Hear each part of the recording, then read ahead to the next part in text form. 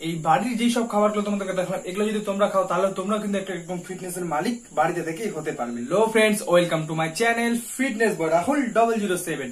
তো ফ্রেন্ডস, আজকে নিয়ে চলে এসেছি তোমাদের সাথে কিছু ডায়েট প্ল্যানের উপরে ভিডিও, যেটা হচ্ছে আমি নিজে খেয়ে এরকম একটা ফিটনেস বাড়িতে বানিয়েছি, ঠিক আছে।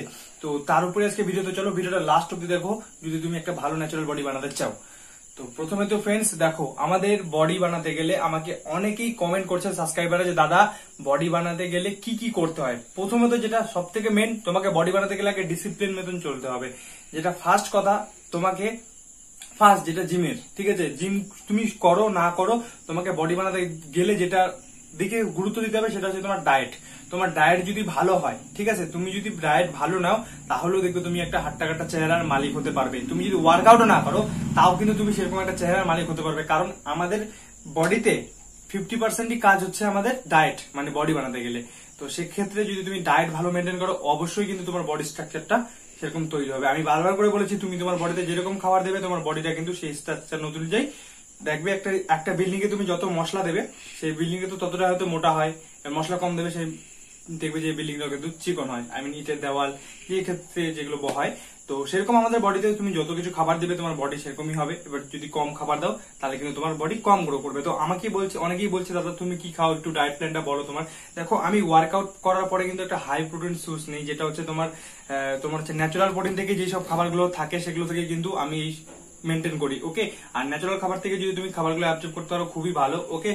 আর আমি যেটা করি, তো আমি তোমাদের সাথে শেয়ার করবো যে আমি কি কি খাই। প্রথমত তোমরা দেখতে পাচ্ছ এখানে আছে হচ্ছে আমার স্যালাড, ঠিক আছে, এটা কিন্তু আমি ওয়ার্কআউটের পরে রাখি। এখানে দেখতে পাচ্ছ এখানে আছে হচ্ছে তোমার শসা, তারপরে এখানে আছে হচ্ছে টমেটো, এটা কিন্তু কুচি করে রেখেছি, ঠিক আছে। এবার এটা খাবো হচ্ছে তোমার আমি, তার সাথে কিন্তু আমি রেখেছি টক দই। এই দুটোকে কিন্তু মিক্স করে খাবো, কারণ এটাতে আমার শক্তিটা অনেকটাই বাড়বে, ওয়ার্কআউট করতে ভালো লাগবে, সারাদিন এনার্জেটিক ফিল হবে। এবং দই কিন্তু আমরা প্রোটিনও পাই, ঠিক আছে, যার জন্য কিন্তু আমি দইটা অ্যাড করি। দই খাওয়া স্বাস্থ্যের পক্ষে খুবই ভালো, ওকে। আমাদের গুড ব্যাকটেরিয়া তৈরি করে দই শরীরে, এবং ব্যাড ব্যাকটেরিয়া গুলো তার ফলে কিন্তু নষ্ট হয়ে যায়। তো এটা প্রথমে চলে গেল, ঠিক আছে। এরপরে আমি তোমাদের একটা থালা দেখাচ্ছি, ঠিক আছে। তো এটা হচ্ছে আমার সেই খাবার যেটা কিন্তু আমি খাই, ওকে। তো প্রথমে তো তোমার হচ্ছে দেখে নাও এখানে কি আছে। ফার্স্ট টাইম প্রথমে আমি যেটা খাই সেটা তোমাকে বলি, ছোলা বাদাম প্রথমে তো, ঠিক আছে। যারা ন্যাচারালি খাবার খাচ্ছ তাদের ছোলা বাদাম সব থেকে মাস্ট ওজন বাড়াতে। অনেকেই বলছিল ওজন বাড়াতে কি খাবো, তাদেরকে সাজেস্ট করবো বেশি করে ভেজা ছোলা ভেজা বাদাম খাও। ফার্স্ট হয়ে গেল। তারপরে কিন্তু হচ্ছে এখানে আমার হচ্ছে কিশমিশ খুব কাজে দেয় টেস্টোস্টেরন বুস্ট করতে। এবং তার সাথে আছে আমাদের কিন্তু কাঠবাদাম, ঠিক আছে, 3টে আছে কাঠবাদাম, একটা খেয়ে নিয়েছি, যাই হোক। এখানে কিন্তু তারপর আছে কাজু বাদাম, ঠিক আছে।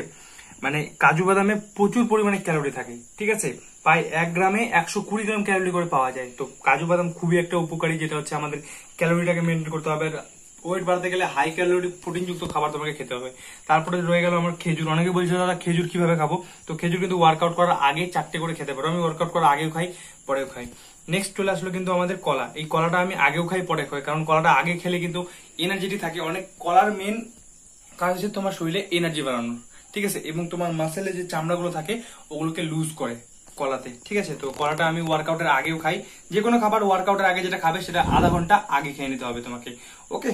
এরপরে নেক্সট যেটা আছে সেটা হচ্ছে আমাদের আলু, ঠিক আছে।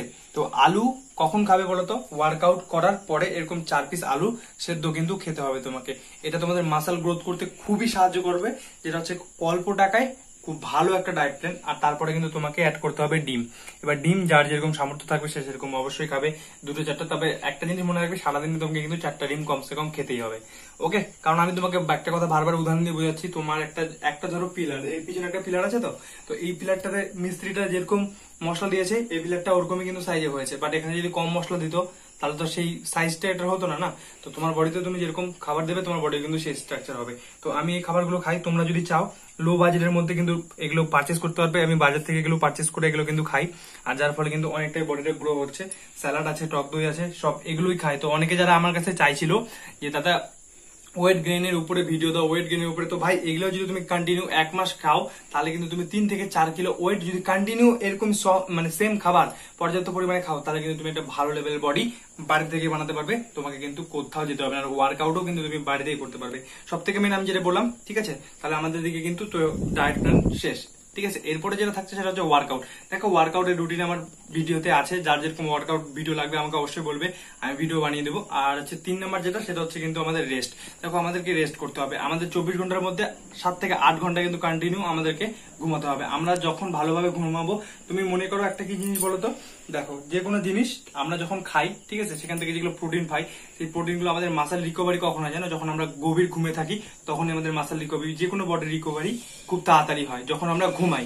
পর্যাপ্ত ঘুম যদি মেনটেন না করো তাহলে তোমার সেই রিকভারিটা কিন্তু হবে না। তাহলে হাজার তুমি ডায়েট মেনটেন করলেও কিন্তু তোমার সেই জিনিসটা হবে না, বা তোমার শরীরে যদি অ্যাবজর্পশন ক্ষমতাটা বা ডাইজেস্টিভ ক্ষমতা যদি না থাকে, তাহলে কিন্তু সেই জিনিসটা তোমার খাবার খেয়েও কোনো লাভ নেই। তো সবকিছু ফিট রাখতে হবে। ধীরে ধীরে ওয়ার্কআউট শুরু করো, যারা শুরু করতে যাচ্ছ তারা ওয়ার্কআউট শুরু করো, আমি পাশে আছি, টেনশন করার কোনো দরকার নেই। ওকে, তো টাটা। খাবার দাবার গুলো খেয়ে নি, তোমাদের সাথে আপডেট দিয়ে দিলাম। তো যারা যারা খেতে যাচ্ছ তারা এরকম খাবার খেয়েও কিন্তু ওয়েট গেইন, বডি বিল্ডিং সবই কিন্তু করতে পারবে। তো আজকে ভিডিও অবধি, ভিডিওটা ভালো লাগে অবশ্যই চ্যানেলটিকে সাবস্ক্রাইব করে নিও। আর যে খাবারগুলো তোমাদেরকে দেখালাম, এই খাবারগুলো কিন্তু বাড়িতে ট্রাই করো, খেয়ে দেখো, অনেক ভালো রেজাল্ট। মাসে তুমি 1 মাস যদি কন্টিনিউ খাও, রেজাল্ট তুমি হাতে নাতে পেয়ে যাবে। তো প্রত্যেকটা টিপস তোমাদের সাথে শেয়ার করি, কোনো সাইড এফেক্ট নেই, ন্যাচারাল খাবার খেয়ে দেখো, খুব ভালো এবং টেস্টি খাবার। বাই।